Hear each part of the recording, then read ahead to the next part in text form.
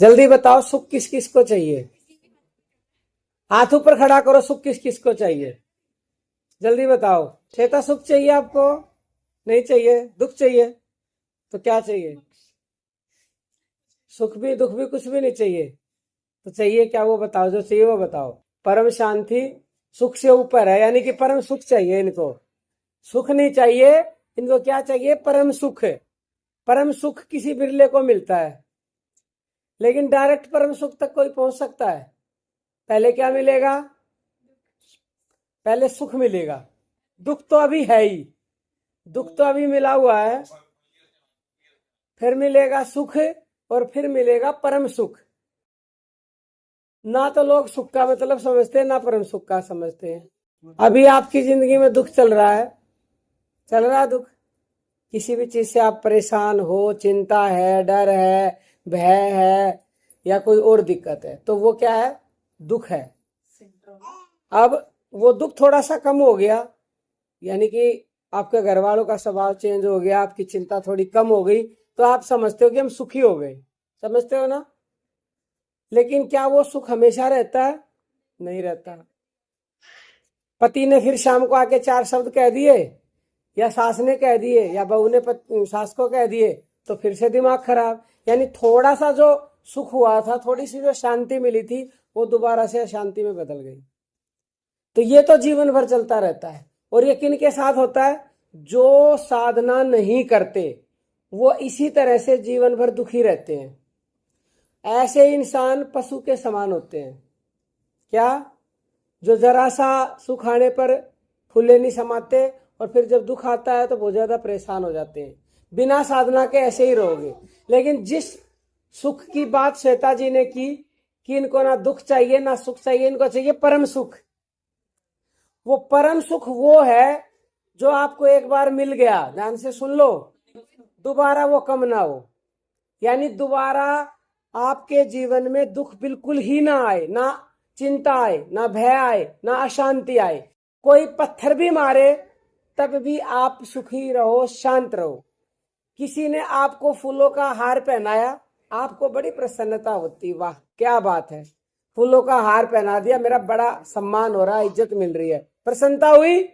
लेकिन यदि कोई आपको जूतों का हार पहना दे तो कैसा लगेगा? दुख होगा।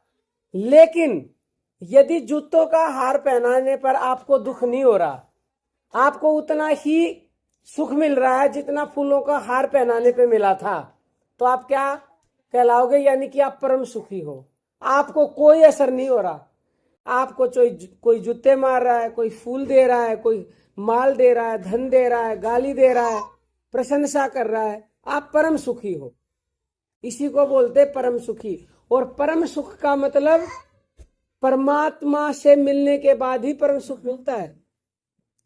कोई इंसान ऐसे ही कहे कि मैं दुख में भी सुख में भी समान रह लूं, नहीं रह सकता। अगर कोई इंसान है भी ना ऐसा, तो उसका इस तरह का प्रारब्ध कि पिछले जन्मों में उसने परमात्मा को पा लिया था, और इस जन्म में वो परम सुख भोग रहा है। लेकिन वो भी कुछ दिनों तक या कुछ सालों तक ही भोगेगा, क्योंकि अगर अब भक्ति नहीं करेगा तो प्रारब्ध तो खत्म होगा। जिस समय प्रारब्ध खत्म हुआ उसी समय उसके जीवन में भी सुख आएगा और फिर दुख आएगा।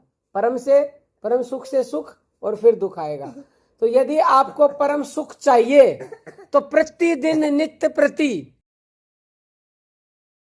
जो गुरु ने आपको बताया है साधना, नाम जप, वो कीजिए और गुरु पर पूर्ण विश्वास रखिए।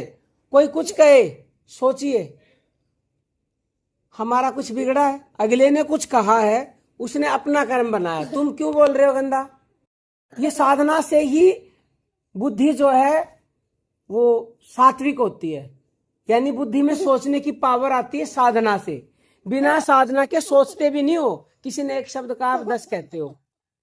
तो जब ये सोचने की भी क्षमता आ जाएगी कि उसने कह दिया, मुझे नहीं कहना है, मैं अपने भजन करूंगा और अपने गुरुमुख रहूंगा और परम सुख को प्राप्त करके रहूंगा, तो धीरे धीरे आपकी ये सद्बुद्धि बढ़ती चली जाएगी, सात्विक बुद्धि, सात्विक सोच, और आप उस परम सुख को पालोगे जिसको पाने के लिए जन्म बीत जाते हैं लोगों के, और जन्म ही नहीं युग बीत जाते। इसीलिए श्री कृष्ण भगवान ने गीता में कहा है कि अनेक जन्मों के अंत में जब कोई व्यक्ति मुझे जान लेता है, तत्व से मुझे जान लेता है कि मैं हूं क्या, तो वो परम सुख को प्राप्त होता है।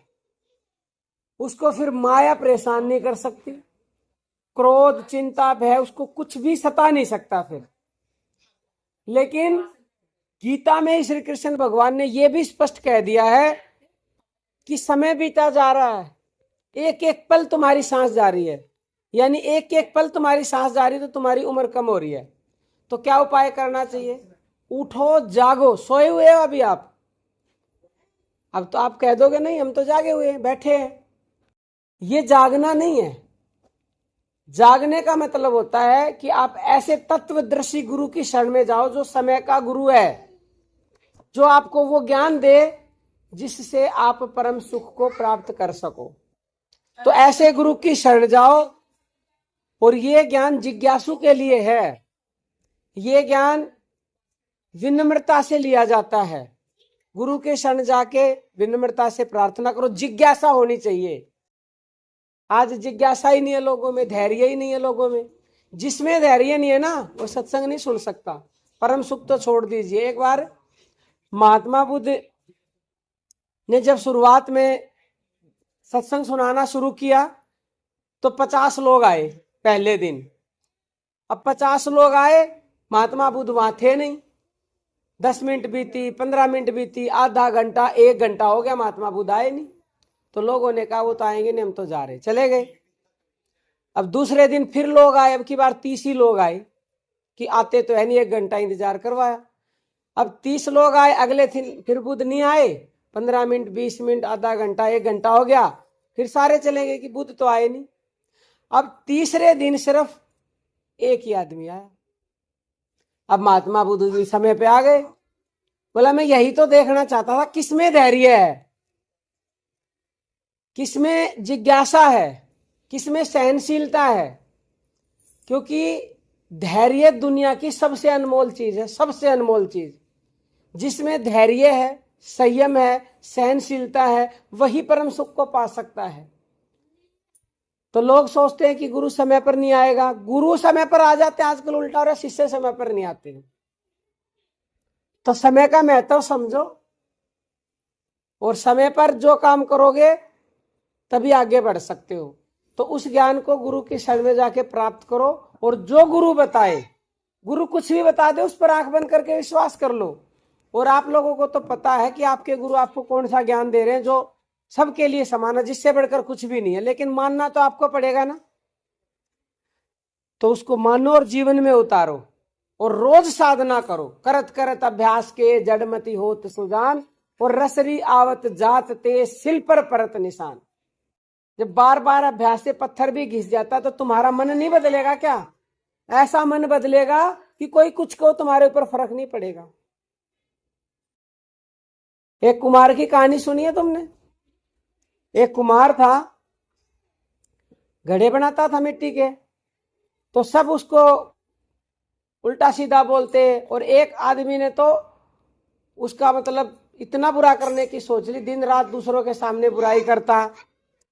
तो उसका लड़का रोज सुनता कि पिताजी सब तो कहते हो कहते, लेकिन इस अंकल ने तो हद ही कर दिया है, ये तो आपके पीछे ही पड़ गया है, आप इसको कुछ कहते क्यों नहीं हो? बोला बेटा चलो बताता हूं क्यों नहीं कहता हूं। उसने 2 घड़े उठाए, एक कच्चा एक पक्का। अब जो कच्चा घड़ा था उसको उसने जरा सी थपकी लगाई, वो तो दब गया। जो पक्का घड़ा था उस पर थपकी लगाई, इससे कुछ नहीं हुआ। बोला बेटा मैं पक्का घड़ा हूं, अब ये कुछ भी कहते रहो, मैं कच्चा थोड़ी हूं कि जरा सा किसी ने यूं किया और मैं दब जाऊं, या उसने क्रोध किया और मैं दुगना क्रोध कर दूं। तो पक्के घड़े बनो, और पक्का घड़ा वही बन सकता है जो गुरु की शरण में है, जो गुरुमुख रहता है।